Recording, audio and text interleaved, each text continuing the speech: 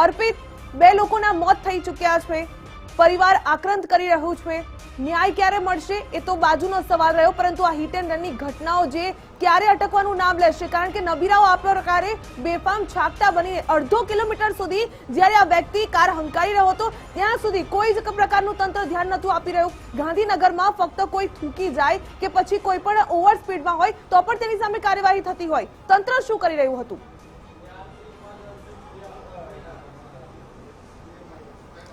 બિલકુલ આ જ પ્રકારના સવાલો ઊભા થવા એ વ્યાજબી છે, કારણ કે પહેલીવાર નથી, ભૂતકાળમાં પણ અવારનવાર માત્ર ગાંધીનગરમાં નહીં પરંતુ આખા રાજ્યમાં આ પ્રકારની ઘટનાઓ અને દુર્ઘટનાઓ, હિટ એન્ડ રનની ઘટનાઓ સામે આવતી રહી છે. અને જ્યારે ગાંધીનગરમાં આ પ્રકારની ઘટના બને છે એટલે સ્વાભાવિક છે સવાલ ઊભા કરે. હાલ માહિતી જે લેટેસ્ટ મળી છે એ પ્રમાણે બે લોકોના આ આખા અકસ્માતની ઘટનામાં મોત થયા છે અને બંને મૃતદેહ છે અહીંયા લાવવામાં આવ્યા છે. પરિવારજનો અને સાહેબ આપનું નામ શું છે અને આપનું કોણ અહીંયા એક્સપાયર થઈ ગયું છે, અહીંયા આવ્યા છો આપ? અમે રાજેશ પરમાર, સુકન હાઇટ સોસાયટીના ભાડુઆત છે, B204માં. નવીનભાઈ વસા, મૂળ ગોંડલના વાણિક પરિવાર. અહીંયા કોણ એક્સપાયર થઈ ગયું છે આપ? હા, નવીનભાઈ વસા, નીતિનભાઈ વસા. નીતિનભાઈ વસા શું કરતા હતા, કેવી રીતે આખી ઘટના બની, તમને કે ખ્યાલ? દીકરા સાથે રહે છે, રિટાયરમેન્ટ લાઈફમાં છે. કેટલી ઉંમર કેટલી છે? 55 વર્ષ આશરે. 55. તો એક ભાવિકા મોટી અપડેટ, જે બે મૃતકો છે, એક નું નામ છે હંસાબેન અને જે વ્યક્તિ છે પુરુષ છે એમનું નામ નીતિનભાઈ વસા હોવાની જાણકારી મળી છે. એમને સોસાયટીના લોકો અહીંયા સિવિલ હોસ્પિટલ PM રૂમની બહાર પહોંચ્યા છે. આપ અહીંયા પહોંચ્યા છો, આપને આખી અકસ્માત સંદર્ભે જાણકારી કેવી રીતે મળી અને આપ અહીંયા પહોંચ્યા? લગભગ 9:30ના સમયે બહાર ટોળું આવ્યું લોકોનું અને બૂમ બરાડા થયા તો અમે બધા બહાર આવ્યા તો જાણવા મળ્યું કે એક ગાડીવાળા ભાઈએ બધા વ્યક્તિઓને ઉડાડ્યા છે એવા સમાચાર મળ્યા.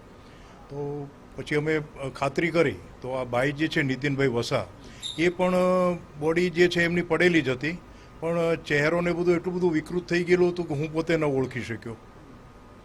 અમારી સોસાયટીમાં હતા તે છતાં. પણ અત્યારે PM રૂમમાં જઈ અને એમના દીકરા સાથે હું અને સાહેબ બંને આવ્યા પછી ખાતરી કરી તો એ નીતિનભાઈ વસા જ નીકળ્યા.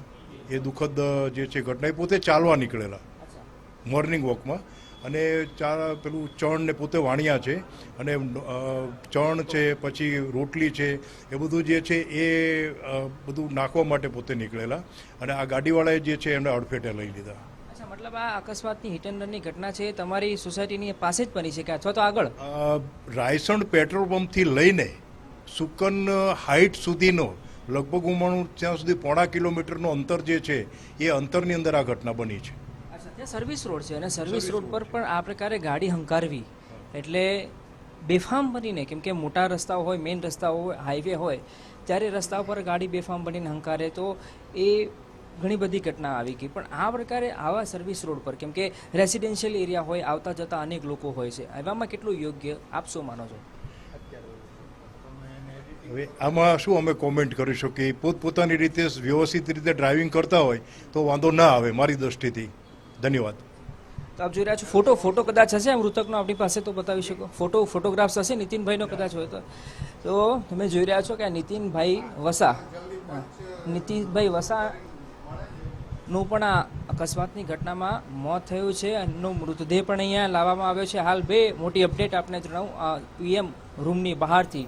તો એકનું નામ છે હંસાબેન અને બીજા જે મૃતક છે પુરુષ મૃતક, એમનું નામ નીતિનભાઈ હોવાની હાલ જાણકારી મળી છે અને એ વાતની પુષ્ટિ થઈ ગઈ છે કે આ બે લોકો છે, આ બે નામની વ્યક્તિ છે, એમનું મોત થઈ ગયું છે. એ બંને મૃતદેહ મારી પાછળ તમે જોઈ રહ્યા છો ઠીક PM રૂમમાં લાવવામાં આવ્યા છે થોડા સમય પહેલાં, અને એમનું PMની પ્રક્રિયા છે એ થોડા સમયમાં કરવામાં આવશે અને PM કર્યા પછી મૃતદેહ છે એમના પરિવારજનોને સોંપવામાં આવશે.